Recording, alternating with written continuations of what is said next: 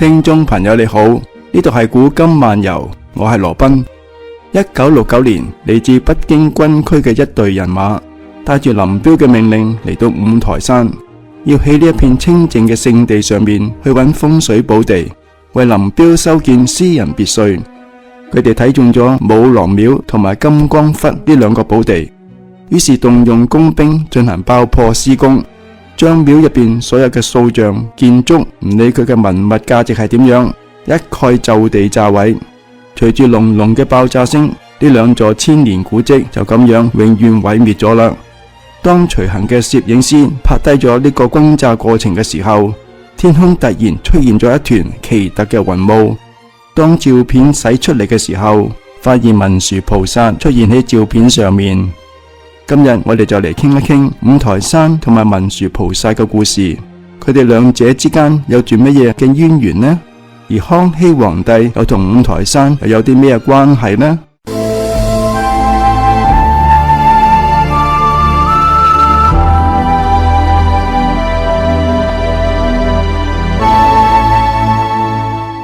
根據《廣清涼傳》嘅記載，喺遠古時期，五台山曾經係五方如來嘅寶座。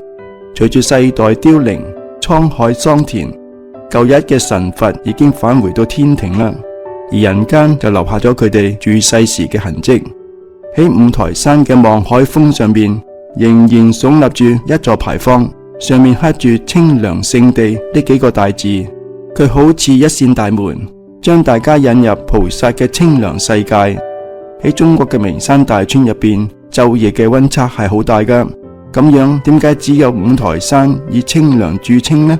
呢個仲係要從一個造型奇特嘅石頭講起噶。五台山有一座千年古廟，叫做清涼寺。山寺嘅大殿後面有一塊天然巨石，叫做清涼石。佢上方平整，下方凹陷，長大概係5米，寬大概係2.5米，高2米。整體嘅造型好似一株巨大嘅靈芝。呢個造型奇特嘅巨石，正係五台山嘅鎮山之寶。呢一塊大石頭，除咗造型特別之外，似乎亦冇乜嘢奇特之處。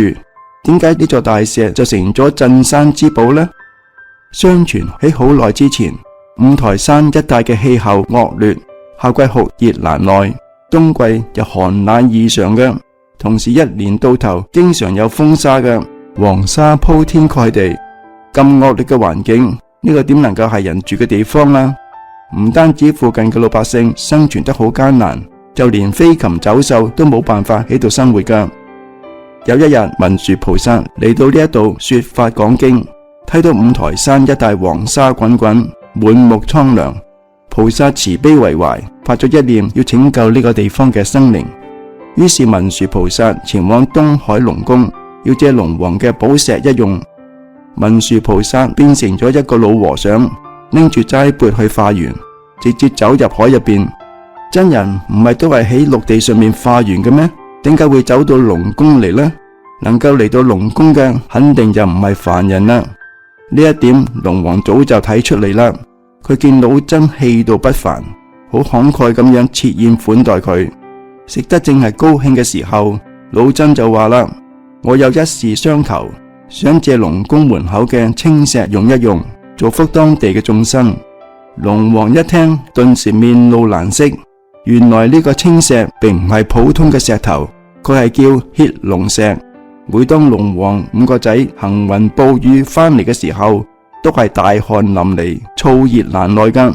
但係只要佢哋瞓喺血龍石上邊碌一碌，疲勞燥熱就立即消失，迅速就恢復體力。所以呢個係龍族最珍貴嘅寶物，而且天上地下只有呢一塊嘅。龍王見到老僧個心掛住蒼生，就唔好意思拒絕啦。但係轉念一諗，嗰個血龍石成萬斤重嘅，老僧未必能夠拎得喐。於是龍王就話啦：哎呀，嗰塊石頭亦算唔得上係乜嘢寶貝，只係好重啫。如果你能夠拎得走，就將佢帶走啦。龍王萬萬冇諗到，嗰塊石頭對菩薩嚟講係太小兒科啦。文殊菩薩就施展神通，口念咒語，瞬間就將巨石變成一根手指頭咁大，直接就飛入菩薩嘅衣袖入邊啦。睇住菩薩飄然而去嘅背影，龍王目瞪口呆，站喺原地，唔知點算好。當5位龍王嘅兒子外出返嚟龍宮之後，得知血龍石俾一位菩薩拎走咗，頓時氣得暴跳如雷。佢哋年輕氣盛，原地打咗個轉，就好似旋風一樣飛去五台山啦。龍王嘅兒子傲慢無禮，見到菩薩亦唔行禮，為咗俾佢哋一個教訓，文殊菩薩略施法術，就將中台、北台嘅山峰合攏，將5個龍兒子夾喺入邊。佢哋動彈不得，只能夠掙扎住搖頭晃腦，擺動龍尾。只見龍尾掃過山體，一塊巨石立即翻滾落嚟。呢個就係大家今日傳說嘅龍翻石啦。龍尾掃過峰頂，立即就將山峰削成咗一個大平台。最終菩薩馴服咗龍王嘅5個兒子，嗰塊血龍石就由嗰時永遠安放喺五台山上面啦。之後山間靈氣充盈，一片清涼雜籬，沁人心脾。山間林木鬱鬱蔥蔥，奇花異草芬芳多彩，充滿咗盎然生機。從此五台山成咗清涼聖地，菩薩道場。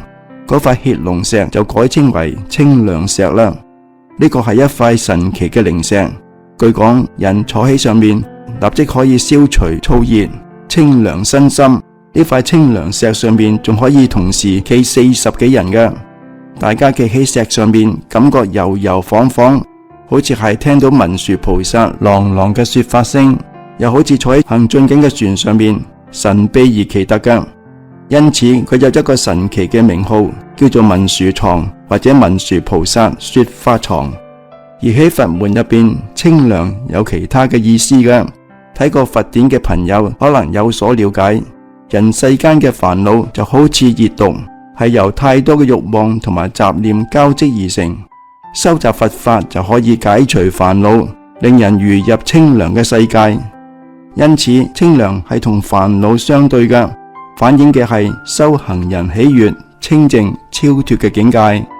清涼石有嚟自海底世界嘅清涼，亦象徵住文殊菩薩嘅清涼智慧。文殊菩薩手持智慧之劍，表示以智慧為利劍，斬斷煩惱終結。左手揸住蓮花，上面放有經卷，代表智慧嘅思維。菩薩駕馭獅子，表示智慧嘅威猛。自從菩薩將清涼石放置喺五台山之後，從北魏到大清，上千年嚟都得到歷代皇帝皇家嘅崇敬。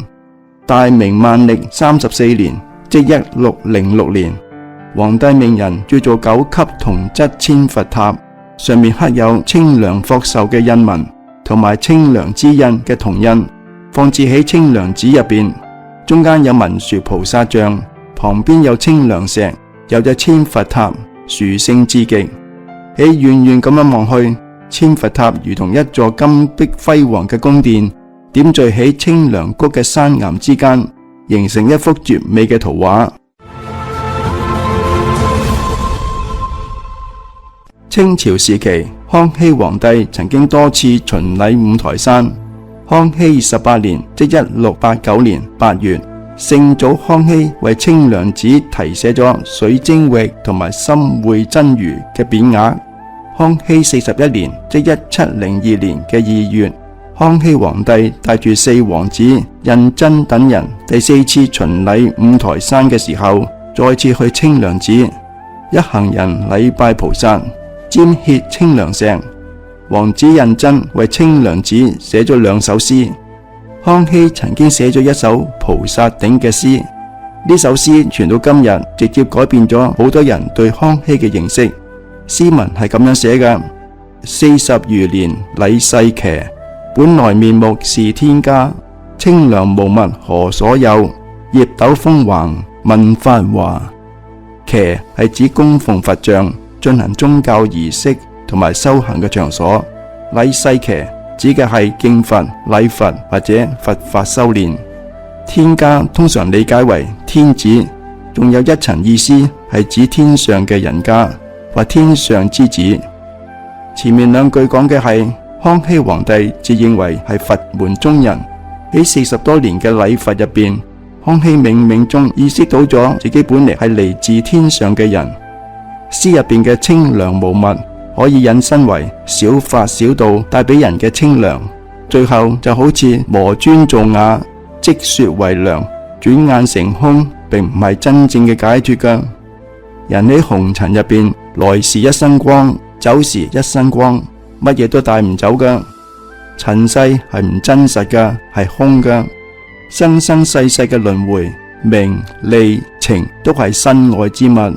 就算係貴為皇帝，擁有一切，最終都係空噶，乜嘢都帶唔走。